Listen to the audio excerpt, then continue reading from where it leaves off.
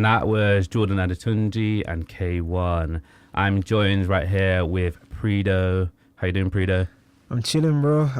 Every time I come to Pirate, man, it's a buzz in it. So I'm in my good space right now. I'm happy, man. Yeah, we're happy to have you here as well. Thank you, bro. Thank you. We're gonna get into a track, and for this track, I want everyone, not just you, but the listeners, to pay attention to this track as well. All right, this tune, you're gonna hear it. It sounds very familiar, but pay close attention. Always I'm gonna like me, slay, nag me harder, all the harder. All right, that one was Water. And obviously we know Tyler released that big track back in 2023. And obviously Travis Scott came on the remix and released his one. And people were saying, so there was lots of comments. I'm going to read a few of the comments, to be fair. So one of them was like, not bad, but also the auto-tune really takes me out. Some said, this is actually really nice, you know. Some said, unrelease it, I beg you. Some people said, I love this song. Yeah. And then some people said, prime example of people ruining songs. Jeez. But that song, did you notice anything about that song? Obviously, that wasn't the Travis Scott version. Did you notice anything about that version? Yeah, Drake and Beyoncé on that, I didn't even know they done their own version to that. So that was, Well, should I say something? They actually didn't do their own version to that song. That version is actually AI.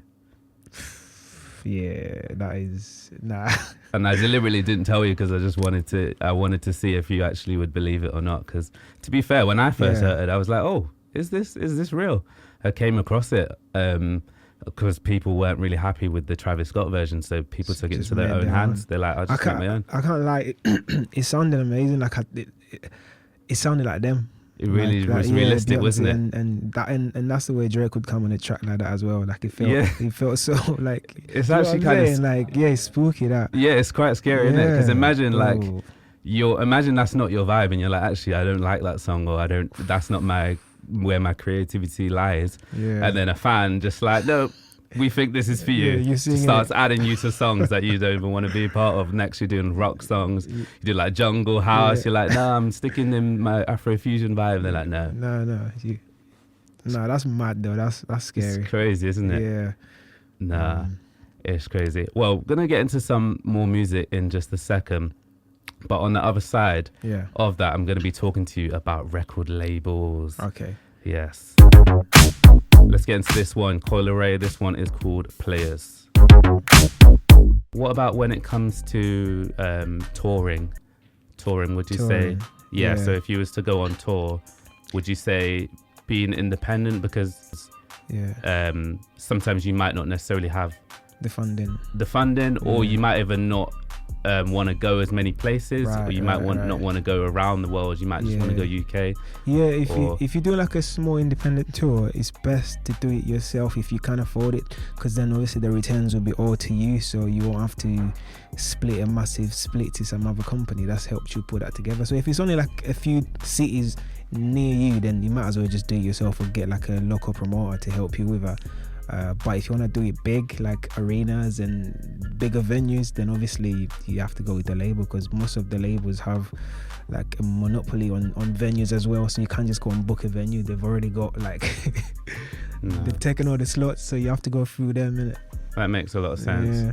Last one. What if you're an artist that has like a particular sound? Yeah. Would you recommend being an independent artist or being signing to a label?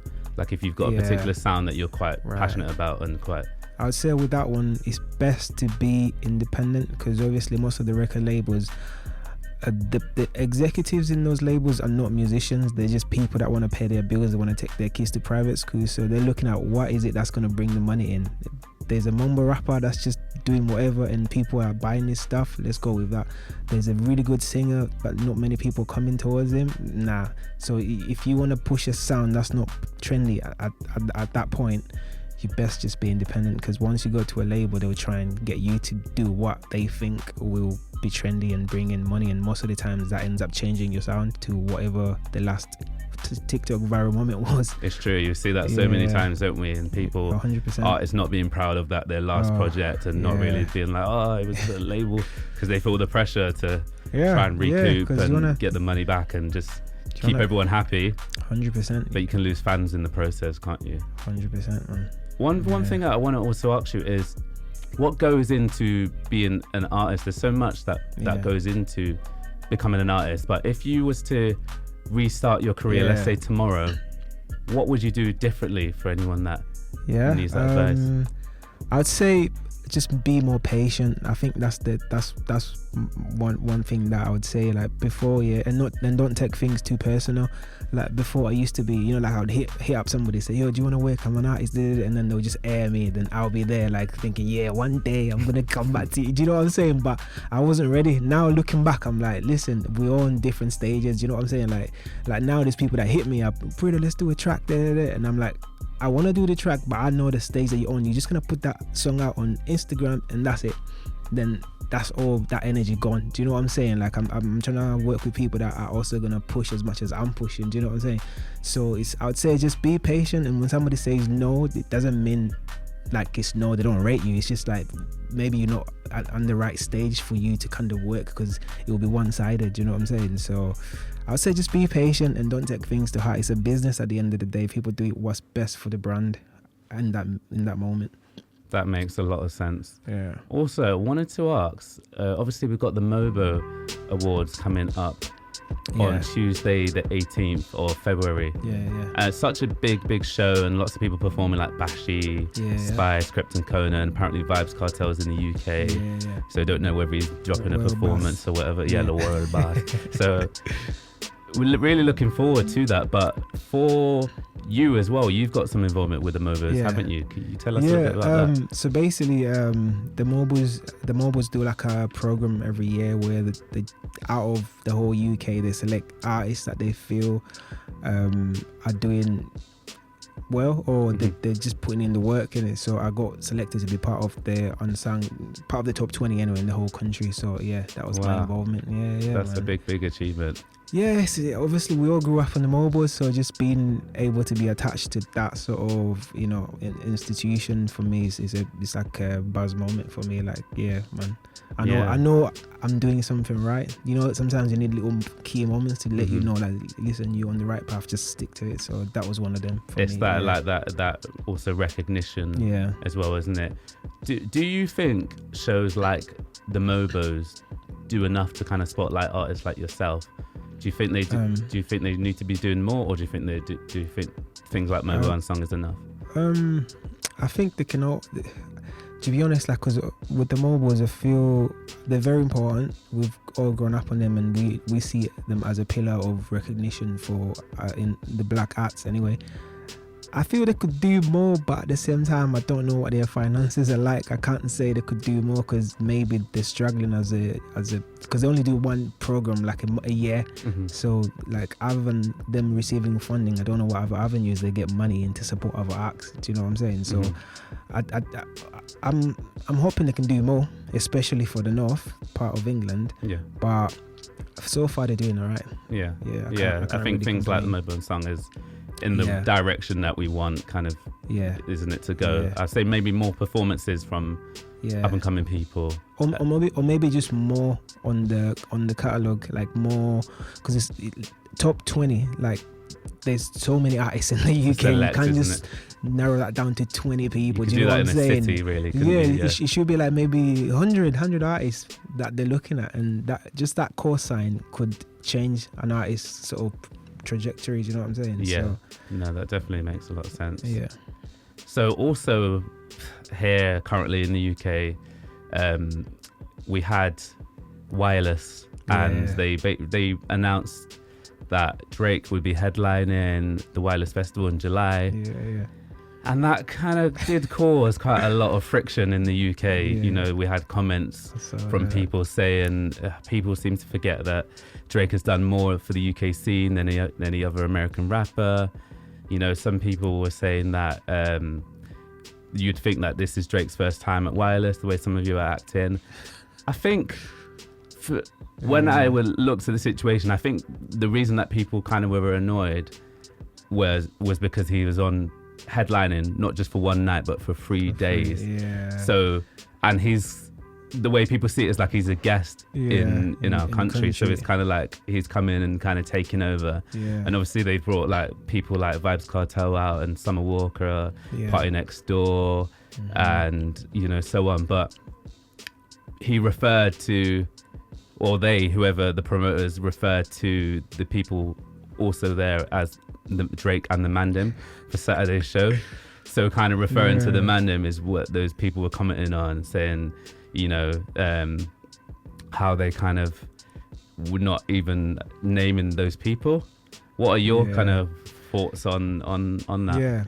Yeah, to be honest, I saw that, man. It was jokes, but I, as an artist myself, I feel like I'll give an example of Gigs. I know Gigs will be one of the Mandem that will be coming out, but like he's an established act that deserves their name to be put on the flyer rather than being called the Mandem. I just feel like it's not disrespect, but it is disrespect, if you know what I'm saying, especially in the city, like where he's from. Do you know what I'm saying? I feel like these are not, Drake didn't make these guys big, he found them big. It's not like his Costa made them big. Do you know what I'm saying? So I feel like they deserve to have their name put on the flyer. But do you know what it is? We live in that era where everything's clickbait. So maybe that's just a thing that wireless are doing to get people's attention onto them. But it's I think I don't know. I think they should change it to the actual names. Yeah, I also thought that potentially it could be because they don't actually know who's going to perform yet. So they might want to wait until like closer to the time to see who turns up. But they probably, to be fair, these shows are so well organized, so they probably do. They're probably just gonna maybe they'll release another one closer to the time with like the people on the show. Yeah, the Mandem. Yeah, the Mandem. But yeah, we're not just here to talk about everything that we're talking about. We're here to talk about obviously your upcoming single, your single that you've currently released called Toxic. Which we're going to be pressing play on real soon. Yeah. Can you tell us a little bit about the track Toxic? Yeah, so Toxic is basically a track that just talks about, it's basically just, you know, them situations where you've had a partner, you've split up, but every other drunken night you still end up phoning them and trying to go back there. You know, them toxic relationships, you know it's not good for you, but you still end up finding yourself there. So Toxic was just something that the idea that I had when obviously I was making the track. And I also want to shout out Jake B Scene. He's the producer of the track, and so when he cooked that up, man, that idea just came to mind. So I don't know what you were doing when you were cooking that track, bro. You must have been going through a rough patch, so because B Scene is here right now in the studio as well. So BC, so how did that track come about when you produced it? Because obviously we focus a lot of our attention on like artists and stuff like that, but you know, before you could make it into a song, you know, that came about as a beat. How did you even come to bring that up? It's sort of like, I don't know, like how I always do when it comes to like making music is you always like want to get inspired by before you like start doing things, and then just after that it's like I always went with like the idea of I wanted to make something that's like super simple, because like and go from like the concept that's like less is more, and and then and by doing that it's like that gives Prido like so much opportunity to get creative with his writing, and then from that is like melody structures that I feel like you did really, really well with, and that's all you need with a song, you know. It doesn't have to be like super complicated, it just needs to be as a vibe. So when you actually produced the track, was it a case of you being in the studio at the same time, or did you kind of send the track over? Or with that one, so basically like I've worked with Jake with BC on quite a few other tracks, but we were in that phase where we're like, okay, you know what I like, you know what kind of beats I'm into, so like let's see if you can just riff up some ideas when you're at home, and then I'll think of some melodies, and then that was how that was created. So we were in the studio for a while, then he kind of figured out what I like, and he went home and banged up a few ideas, and as soon as I heard it I was just like, that's the one, work on that a bit more, and man, and he's too cold, man. You need to check him out. BC, like you're gonna be hearing from this guy. He's working with a lot of big artists as well, so man, big shouts to Canabai as well. He's part of Canabai. That's also like collective that are just putting out great music in Manchester. Wow, Yeah, it's good to hear. We're going to press play on the track in just a second. But before we do, I've got a few scenarios. Yeah. And I want your advice. You're going to be agony uncle for a second. Oh, okay. Right. So we've got some situations, and I want you to say if it's toxic or not. Right, okay. Yeah. All right, so these are some random, could be from listeners or not, some random situations. So, for example, the first one we've got is my toxic is always arrive in 10 minutes. Is that toxic or not? It's gotta be toxic. Yeah, that's definitely toxic. You think that's toxic? Yeah. What about not letting anyone else clean because it's not clean unless I clean it, and then getting angry when no one helps me clean? That's a tough one. That's kind of sounds like parents. Sounds like being a parent. When people have OCD, I feel like that started it. Like super high standards, yeah. Yeah. What about this one? Being productive for 20 minutes and then giving myself a 2-hour break. Oh, toxic for sure. Toxic. What are you saying, Prido? Being productive for 2 hours and Being productive for 20 minutes and then giving yourself a 2-hour break. Yeah, no, that's toxic. That's no work being done right there. Nah, 2-hour break. Heavy procrastination, that. Yeah. All right, I've got one more for you. This one is, I never speak up. I just get mad and distance myself till I'm not angry anymore. I feel like that's not toxic. That's just like you being considerate, like knowing when to take yourself out of a situation. All right, fair enough. Yeah, I feel like that's not toxic. No. Fair enough. Thanks for your advice. We know where to go if we ever want any more info. Yeah, bad. Yeah. Before we press play on the track, can you tell us some of your goals for this year? What you've got coming up for the end of the year? So the most immediate thing is I got my headline show coming up on the 28th of March. That's gonna be Yes in Manchester. So if you're in Manchester, make sure you pull up. It's gonna be crazy. I got like a lot of surprises as well for that night. And if you've never seen me live, it's gonna be mad energy, man. Before moving, what can we expect from that show? Pure energy, pure vibes, and it's positive vibes as well, because obviously it's a gambling situation, so like everything in the building is peace. It's no trouble or nothing, so it's gonna be just great music as well. Nice. Great music, positive vibes, and obviously my music's okay as to people of all ages as well, like in all races, so it's more like it's gonna be a mixed crowd, man. You just have to be there. Get your tickets. Anything else coming up for the year? I've got new music coming up as well. I'm looking to drop a project this year as well, the full-on project, and then I've got more shows outside the city as well. So and some festivals as well. Nice, we like to see it. Yeah, just trying to keep busy, man.